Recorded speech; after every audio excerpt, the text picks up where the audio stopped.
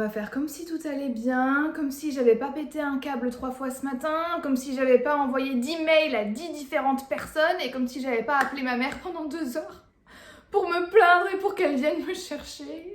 Vraiment, si vous voulez venir aux États-Unis pour étudier ou pour vivre ou je sais pas, mais ne venez pas. Là, à ce stade, ça sert vraiment à rien. Le bateau est en train de couler, les gars. Je commence à me poser de sérieuses questions. Je sais pas du tout ce que je suis venue faire ici. Bref, c'est pas le sujet de la vidéo. On va parler de l'automne. On va parler de tout ce qui est cocooning. Et je vais vous parler de mes recommandations livres, films, séries pour l'automne.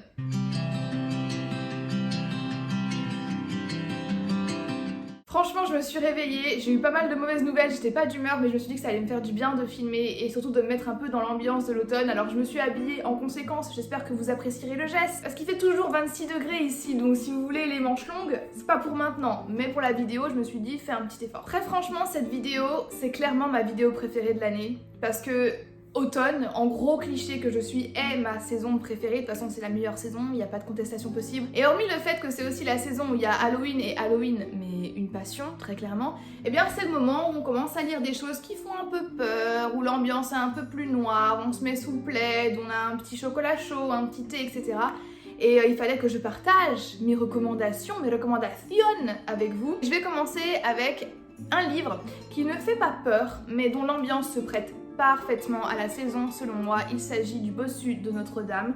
J'en ai déjà parlé sur cette chaîne, je crois, l'année dernière. Je l'ai fini l'année dernière et j'adore. Vraiment, il me semble pas avoir parlé avec quelqu'un qui n'a pas aimé ce livre-là et du coup qui l'avait lu. Alors c'est vrai que c'est Victor Hugo, donc forcément en fait il va y avoir des passages super longs de description de Paris. Étant donné qu'ils sont marqués par des chapitres et que du coup ils sont séparés du reste du récit, vous pouvez facilement les passer quoi, et ne pas les lire. Donc très franchement, n'ayez pas trop peur de la grosseur du livre parce que je dirais que facile, un tiers si ce n'est la moitié du livre, c'est des descriptions et si vous n'avez pas envie de les lire, vous pouvez tout simplement les sauter. Alors, il faut savoir que moi à la base, le Disney c'est vraiment mon Disney préféré et que Esmeralda c'est mon héroïne de dessin animé en général préféré.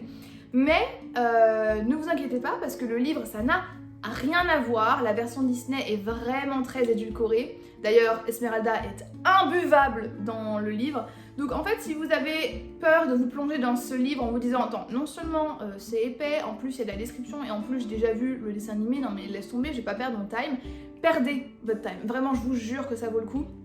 Et plongez dedans comme si c'était une histoire que vous ne connaissez pas parce que je vous assure que ça n'a rien à voir. Si vous trouviez que le dessin animé était glauque, mais alors là, vous n'êtes pas prêts. J'ai l'impression que tous les personnages sont tellement plus chiants dans le livre, mais chiants en mode, ils sont plus humains en fait, ils sont plus réalistes parce que c'est vrai que dans le Disney, quoique dans le Disney je trouve que c'est quand même pas mal réaliste parce que au moins Disney n'a pas eu le culot, l'audace de nous faire croire que Esmeralda allait sortir avec Quasimodo. Là au moins, ils nous ont pas vendu trop de rêves, genre Quasimodo, t'es gentil, mais t'es laid. Donc tu restes là où t'es, Esmeralda elle va se taper Phébus finalement. Donc ça c'est un aspect que j'avais bien aimé avec le dessin animé, mais on n'est pas là pour parler de ça. Tout ça pour vous dire que le livre est vraiment génial, il vous plonge dans une ambiance super glauque, du vieux Paris. Les personnages ont plus de noirceur, sont plus cruels et Frollo, meilleur méchant de l'humanité. Voilà, clairement je n'ai pas d'autre chose à dire. Et la plume de Victor Hugo, si vous la connaissez pas encore, elle est assez fantastique, enfin ça vous berce et c'est très agréable à lire et je pense que pour l'automne ce sera une très bonne lecture. On rentre un petit peu dans tout ce qui est lecture frisson, lecture ambiance, avec notamment un thriller dont j'avais envie de vous parler et que je vous ai déjà présenté dans une de mes anciennes vidéos. Il s'agit de Puzzle de Franck Tillier qui est je pense le dernier thriller que j'ai lu et je l'ai lu cet été. Donc je l'ai pas du tout lu pendant la période de l'automne mais je pense que vraiment avec le froid qui s'installe parce que encore une fois ici il fait 26 degrés donc je ne sais pas mais j'ai ouï dire qu'en France il faisait vraiment pas beau, qu'il pleuvait, vous aviez du gris donc c'est parfait. En fait on a il me semble 7 ou 8 personnes qui sont réunies dans un asile psychiatrique déserté et qui doivent se lancer dans une chasse au trésor et on va suivre un protagoniste qui lui a vraiment des... Il commence à perdre ses sens en fait, il commence un peu à perdre la raison, il se demande qu'est-ce qui se passe, il commence à douter de tout le monde, il fait des rêves horribles et il commence à perdre petit à petit sa raison et c'est absolument génial. L'ambiance était vraiment bien, c'est vrai que c'est un gros livre puisque je crois qu'on a 400 450 pages, peut-être 500 pages, mais je vous promets que ça se lit vite. Si je vous dis ça, clairement, c'est que ça se lit vite parce que je suis pas quelqu'un qui lit vite de base. Mais en fait, c'est le genre de livre où à chaque fin de chapitre, il y a un petit cliffhanger et tu te dis ok, impossible que je lise pas la suite. Alors c'est vrai que je l'ai déjà mentionné, mais ça ressemble un petit peu à Shutter Island. J'avais dit la version Norma du Shutter Island. Et c'est vrai, mais ça reste quand même sympathique à lire, surtout si vous n'avez pas vu ou lu Shutter Island. Clairement, je vous le conseille. Et là, avec l'ambiance de l'automne, parfait. Toujours dans les classiques, j'ai décidé cette fois-ci d'ajouter le Horla de Maupassant. Et en fait, pour les personnes qui n'ont pas envie de se casser la tête avec un gros livre super épais et plein de pages, clairement celui-là il est parfait parce que je crois qu'il fait genre 50 pages, même pas. C'est une nouvelle, il s'agit d'une nouvelle, Maupassant en a écrit plusieurs. Et en fait, le Horla, encore une fois, on est sur cette thématique de la folie d'une personne, on ne sait pas si elle est folle, on ne sait pas si elle voit vraiment les choses qu'elle voit. Ça me rappelle un petit peu Edgar Allan Poe.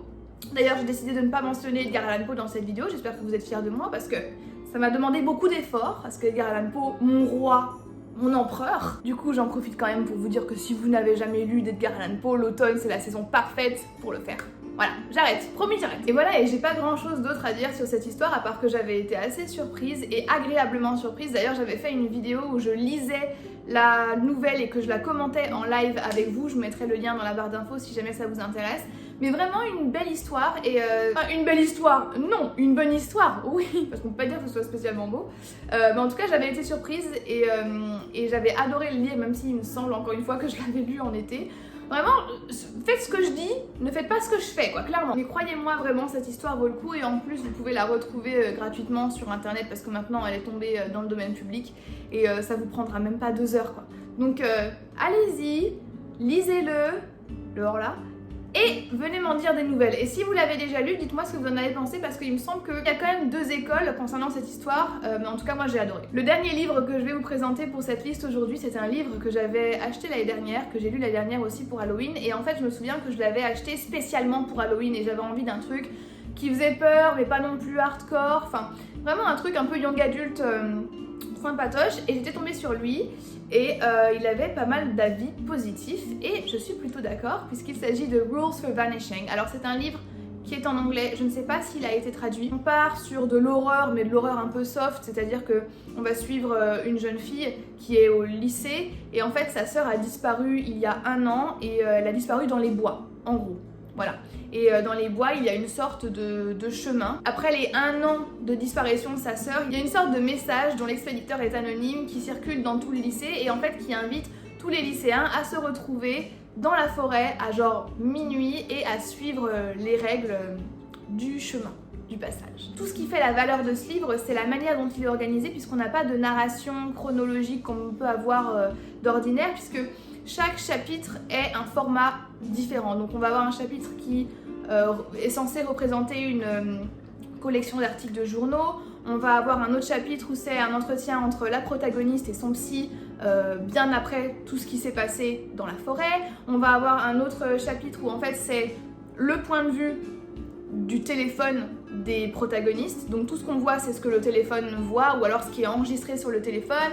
On va avoir un autre chapitre où on est dans la tête de la protagoniste. Enfin, on change vraiment de narration, ce qui fait que l'histoire est super dynamique et qu'on s'ennuie pas. Il y a effectivement des passages où t'es un peu en flip, mais vraiment ça reste très très minime. Il n'y a pas de gore, il n'y a pas de... Enfin voilà, rien de très choquant en tout cas. Et en fait, je recommande aussi parce que c'était pour moi la première fois que je lisais un livre, surtout young adulte, avec autant de variété dans les personnages. Donc on va avoir des personnages handicapés, on va avoir des personnages racisés, on va avoir des personnages qui font partie de la communauté LGBTQ+, et ça, c'était vraiment super agréable et ça a rendu que ma lecture meilleure en fait. Donc clairement, je vous le conseille pour l'automne et encore une fois pareil, si vous en avez entendu parler, si vous l'avez déjà lu, n'hésitez pas à me le dire. Alors là, on passe au film / série et trop hâte de vous parler de mes petits coups de cœur parce qu'il y a eu des coups de cœur.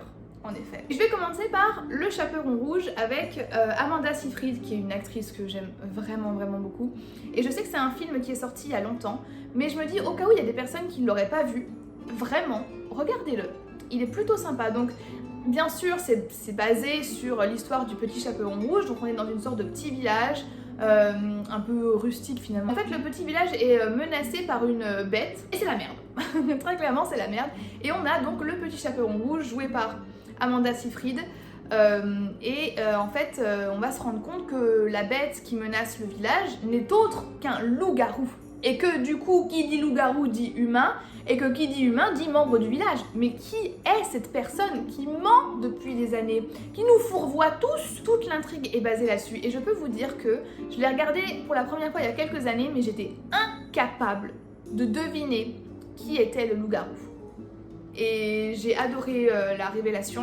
J'ai trouvé que le film était très bien. Encore une fois, il y a du suspense, c'est pas de l'horreur, hein. C'est juste un film à suspense. D'ailleurs, j'ai très envie de le revoir, j'avais bien aimé la cinématographie, c'est très agréable à regarder. Et ouais, le suspense est là, et la révélation est là, et en plus, il y a un peu d'amour. Il y a un peu d'amour. Bon, certes, il y a un triangle amoureux, mais c'est pas grave, on passe à côté et franchement super agréable à regarder. Je ne comprends pas pourquoi je ne vous en ai pas parlé avant parce que vraiment, super film, je vous le conseille à 100%. Ok, alors là clairement, les choses sérieuses commencent. Si vous n'aimez pas les films d'horreur, si ça vous angoisse, si ça vous donne de l'anxiété, voilà, désolée mais la vidéo s'arrêtera ici pour vous, mais il fallait que je vous parle de ces deux séries / films. Et je vais d'abord commencer par Marianne. Marianne est une série française en plus qui est disponible sur Netflix et qui selon moi vaut le coup. Je tiens quand même à dire que le jeu d'acteur est pas ouf. Voilà. Et en plus, étant donné que c'est dans mon propre langage, il y a certaines répliques qui paraissent assez fausses. Je pense qu'au niveau dialogue, il y aurait pu avoir un peu plus d'authenticité, surtout en 2019 quand il est sorti. Mais dans la globalité, c'est vraiment une série que je conseille si vous souhaitez avoir peur parce que je me suis chiée dessus. Pour parler vulgairement, je pense que j'ai rarement eu aussi peur devant une série. Je vous assure qu'elle fait peur parce qu'il y a tout en fait. Il y a des jumpscares, il y a l'histoire en soi qui est super glauque, il y a ce sort d'ambiguïté entre la réalité et la fiction, puisqu'en fait ça se passe en France, ça se passe dans l'ouest de la France. Mais par contre, du coup j'en profite, les paysages, la cinématographie, le montage incroyable. Vraiment, les couleurs, l'esthétique du film est genre ouf, ils ont fait un travail incroyable. Et donc en fait l'histoire se passe donc dans l'ouest de la France et on est avec une auteure qui est devenue un peu connue grâce à ses livres d'horreur. Elle écrit des livres d'horreur sur Marianne, voilà, qui est un fantôme. Et en fait, elle va être amenée à retourner dans le village de son enfance, justement parce que Marianne est de retour. Tout simplement, ce qu'elle écrivait dans ses livres, c'était ce qu'elle avait déjà vécu quand elle était plus jeune, et le fait de reparler de Marianne dans ses livres a ravivé finalement le mythe, et donc Marianne est de retour, et pas qu'un peu. En tout cas, je vous la conseille, et ça permet aussi de soutenir des petites productions françaises et je trouve ça vraiment sympa. Enfin, l'initiative était vraiment cool. Si vous l'avez vu, n'hésitez pas à me dire ce que vous en avez pensé. Est-ce que vous avez été satisfait par la fin? Parce qu'encore une fois, il y a du pour et du contre ici. Mais voilà, c'est pas le débat. Maintenant, je vais vous parler d'un film et ce sera peut-être plus simple pour vous parce que étant donné que c'est pas une série, ça traîne pas dans la longueur, ça se regarde en 1h30, 2h, bam, terminé, plié. Et pour le coup, je pense que c'est un des meilleurs films d'horreur que j'ai vu cette année. Il s'agit de Ghostland. J'ai trouvé ça tellement bien dosé. Alors c'est vrai qu'il y a un peu d'abus, un peu d'excès à certains moments, mais bon, si ça n'était pas là, clairement, on n'aurait pas d'histoire.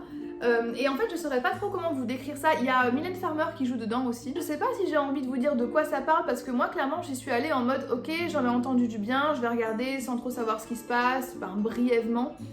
Et ça a été une très très bonne surprise. Je pense que ce que je peux vous dire, c'est que ça se passe dans une maison, c'est une sorte de huis clos. Deux filles en fait sont enfermées dans une maison et sont traitées comme si elles étaient des poupées. Toute l'histoire c'est qu'est-ce qui s'est passé, qui les enferme, comment elles vont faire pour sortir, est-ce qu'elles vont réussir à sortir. J'ai pas envie de vous donner plus d'indices parce que clairement c'est pas nécessaire. Faites-moi confiance, si vous êtes comme moi et que vous n'aimez pas voir les choses de manière très explicite, ne vous inquiétez pas, il n'y a pas du tout ça. Mais j'ai trouvé en fait que c'était vraiment super bien ficelé. Il y a eu certains moments où je me disais mais non, mais putain, mais en fait le réalisateur m'a tellement berné. Enfin voilà, et la fin ne vous laisse pas frustré, vous n'êtes pas du tout frustré avec la fin, vous avez vraiment votre dose d'adrénaline. Vous avez la réponse à toutes vos questions parce que moi j'aime vraiment beaucoup ça en fait. J'ai besoin de ça quand je regarde des films d'horreur ou des séries. Et voilà, c'est tout ce que j'ai à dire sur ce film. Je sais pas encore une fois si certains d'entre vous l'ont déjà vu. Et si vous l'avez aimé comme moi je l'ai aimé, n'hésitez pas à partager ça avec moi dans les commentaires. Et je pense que je vais m'arrêter là et que c'est tout pour mes recommandations pour l'automne. Voilà, surtout, je me répète, hein, mais vraiment, Donnez-moi des recommandations, j'ai trop envie de lire des trucs bien, j'ai trop envie de voir des trucs qui font peur, etc. Et je remercie tous ceux qui sont arrivés jusqu'à la fin, qui ont commenté, qui ont liké et qui s'abonnent. Merci infiniment, comme d'habitude, de regarder mes vidéos, ça me fait toujours autant plaisir, ça me donne la foi. Vraiment, moi c'est pas Dieu qui m'a donné la foi, c'est mes abobs qui m'ont donné la foi, clairement, vous pouvez pas imaginer à quel point ça me fait plaisir. Et voilà, bref, je vous dis à très bientôt dans une prochaine vidéo. Bye bye.